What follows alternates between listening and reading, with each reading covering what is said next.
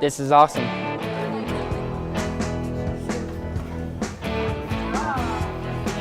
Our special education students are getting the opportunity to practice their job skills in a real-world type situation. I'm competing in screw nut driver and grocery bagging. We have students competing in a wide range of events, from interviews, working in a pizzeria where they're making pizzas, bussing tables, a Subway shop. We have a big box store where they are stocking gift cards and facing shelves.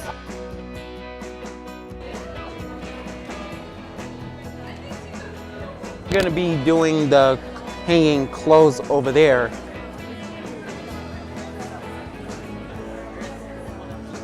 Serving food, cleaning off tables, and stacking up chairs and everything. They look forward to this event all year long. To see the pride and the joy that they have competing and earning their medals and talking with people from other schools, it's really just one of the best events of the year for many of us.